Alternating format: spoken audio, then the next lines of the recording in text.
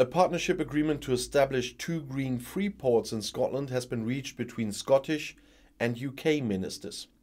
Following robust discussions in recent months, both governments have agreed to establish a joint applicant prospectus with ministers and officials from both the Scottish and UK government having an equal say throughout the assessment and selection process.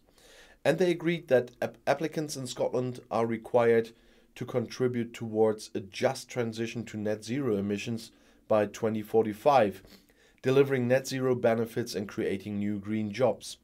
And they agreed that applicants in Scotland are required to set out how they will support high quality employment opportunities that offer good salaries and conditions, and how fair work practices will be embedded in the Green Freeport area.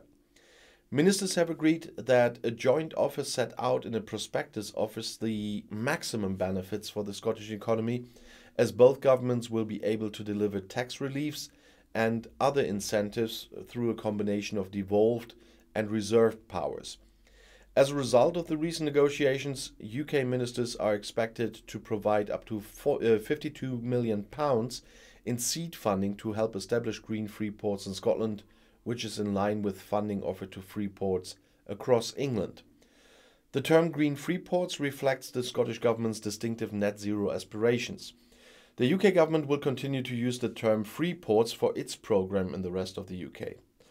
The Scottish Government will support the significant tax reliefs that will be made available to Green Freeports through devolved tax levers, including rates relief.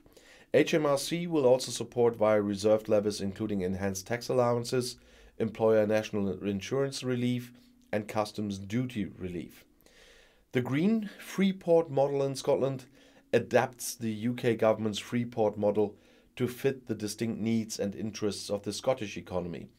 This will help deliver a net zero economy and a fair work first approach while supporting innovation, trade and inclusive growth.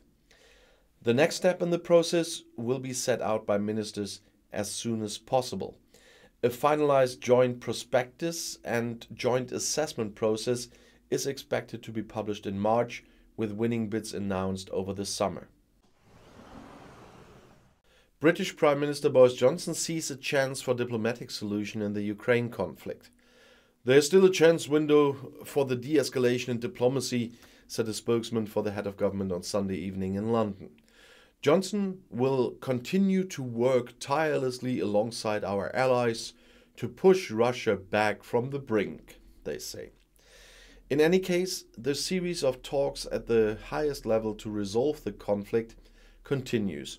US President Joe Biden spoke to his Ukrainian counterpart Volodymyr Zelensky on Sunday. The Ukrainian president invited Biden to visit Ukraine in the near future, but it is still unclear whether Biden will accept the invitation. Johnson wants to speak to the heads of state and government of the Nordic and Baltic countries in the coming days. Earlier, Johnson's Secretary of Defense Ben Wallace compared the West's diplomatic efforts in the current conflict with Russia to pre-World War II appeasement policies towards Nazi Germany. It is not certain that Russia will invade Ukraine, Wallace told the Sunday Times newspaper. In the West, however, there is a touch of Munich in the air. With the wording, Wallace referred to the Munich Agreement of 1938, which stipulated the secession of the Sudeten German territories in Czechoslovakia to Nazi Germany. Great Britain in particular hoped at the time to be able to avert a war in Europe by making concessions to Adolf Hitler. Today, the Munich Agreement is seen as a symbol of a failed appeasement policy. Johnson's spokesman did not rule out an escalation either. All the information available to us indicates that Russia could plan an invasion of Ukraine at any time. This would have devastating consequences for Ukraine and Russia. The massive Russian troop deployment on the Ukrainian border is stoking fears in the West of a Russian attack on the neighboring country. The US government recently warned of a Russian invasion of Ukraine before February 20th. Russia denies any plans to attack and says it feels threatened by NATO. Several people were injured when the mezzanine level of a London bar collapsed. The London Ambulance Service said 13 people needed treatment after the incident late on Saturday afternoon. 3 suffered potentially serious injuries, 10 only minor ones. 4 people were taken to hospitals and trauma centers.